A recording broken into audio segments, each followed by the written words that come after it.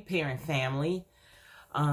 Today's video I want to spend just a few minutes talking about what we're doing with time. We got a lot of it. As parents, I'm sure we're spending a healthy amount of it thinking about our bills, and things we have to do, our jobs, for those of us who still have them. And what our next moves are going to be in regard to taking care of our families. It can't be all that. It's fair that it should be, but it can't be all that, because we got to take care of the kids too. And you got to know that if you're stressed out, they are too. They're probably even more worried than we are, right, about what's going on, because when kids see adults unsure, not having a solid footing on what tomorrow is going to look like, they're terrified. So I think every day, or at least a couple of times a week, maybe just opening up the house for communication. Letting the kids all sit down, mom, dad, grandparents, who's ever in the house, girlfriend, boyfriend, whatever. Sitting down, everybody involved, everybody in the house, and just kind of talking about how they feel about what's happening right now. Because I guarantee you, kids are probably walking around like, it's not a big deal. They're unbothered, which is a lie. And probably any emotion in between. I think it's just important for us to have our pulse on communicating with them and helping them to understand what's going on, what possible outcomes could be happening, and how you guys are going to move on as a family.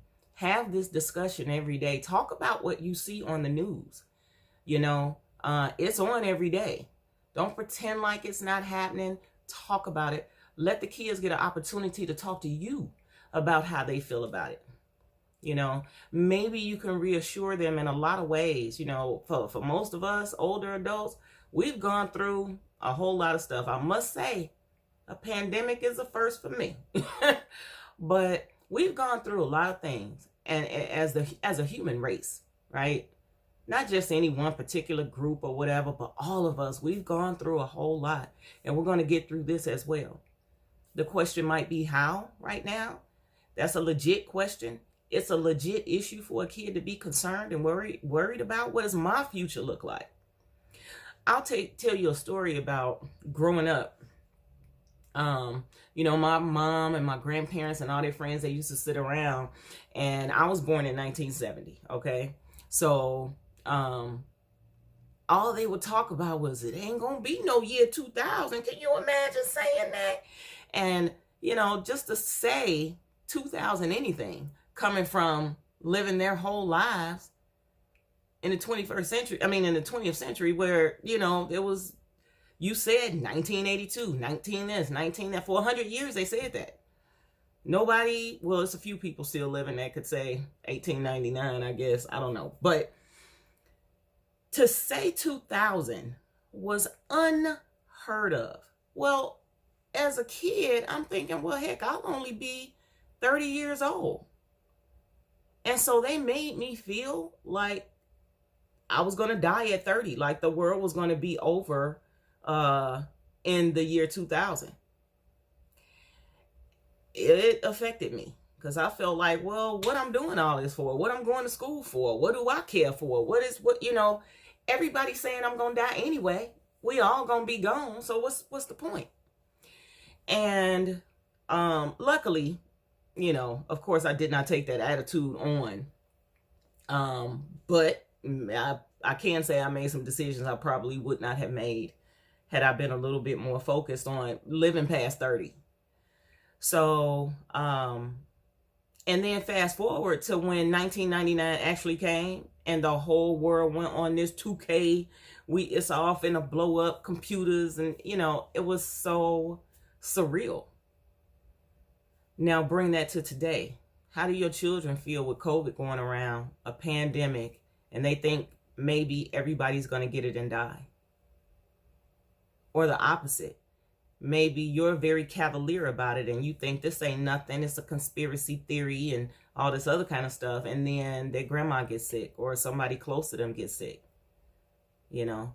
So I think it bears having a discussion, talking to your children about how they feel about all this stuff that's going on. Some of you may need to make them take it more seriously. Some of you may need to chill them out a little bit and reassure them and let them know that everything is going to be okay, that the family is going to be okay, you know, that we will make it through this tomorrow, you know.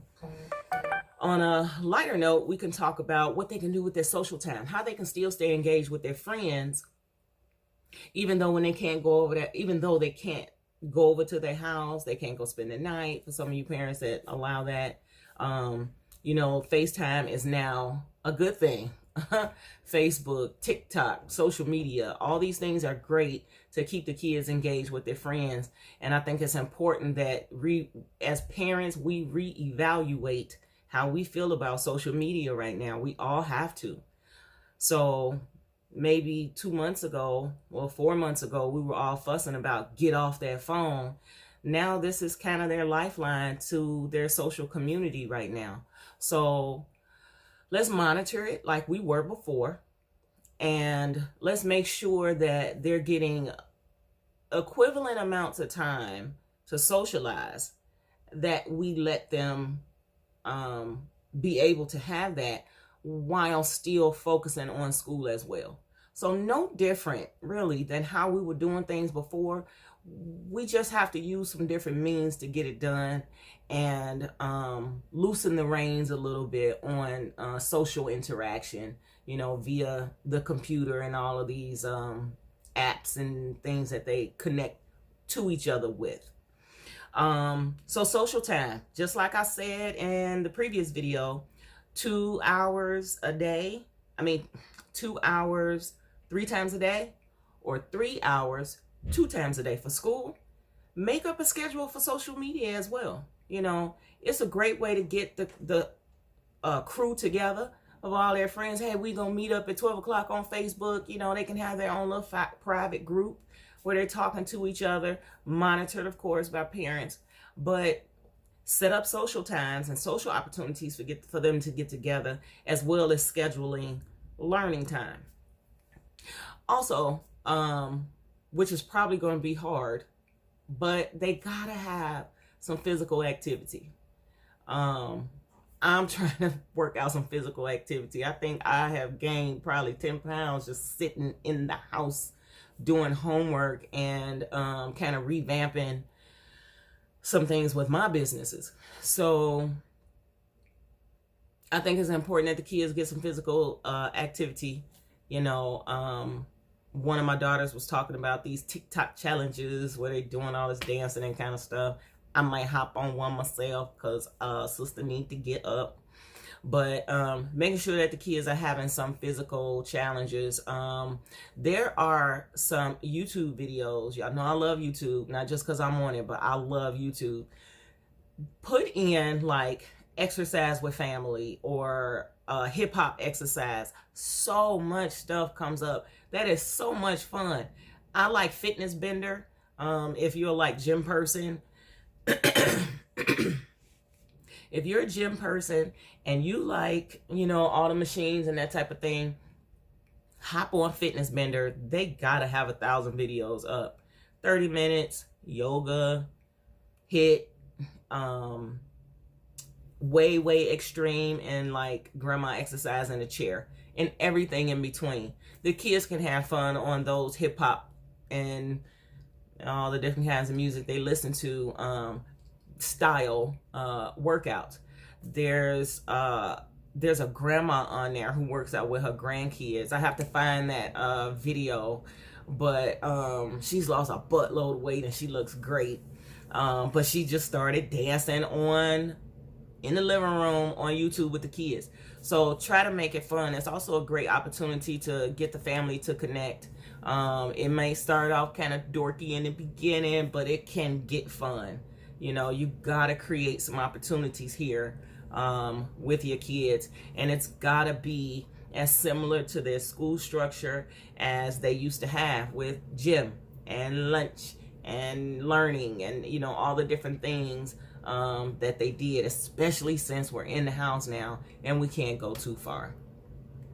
And learning time. So you got social time to schedule, active time to schedule, learning time to schedule, and then those challenging conversations, that relationship building opportunity where you guys are talking every night. I also want to touch one more time on that learning as far as it pertains to computer use. Everybody in the house may not have a computer, you know, and I was thinking about that today. If you have one computer and 3 kids, schedule it. Don't let it become a stressor.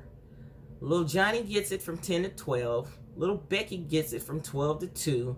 And Jimmy gets it from 2 to 4. Then you rotate that out the next day. And then you take your 2 hours because you have to be online too. You know, we grown folks got a lot of reasons to be online right now. Looking for a job, filing for unemployment, checking out what's going on with COVID. Is it in my neighborhood yet? Where could I go to the doctor? You know, all types of things. So you have to schedule your time into. So schedule is the operative word for this video. Schedule your life so it does not get too stressful for you and your kids. Stay safe, have fun, grow your family. See you guys next time.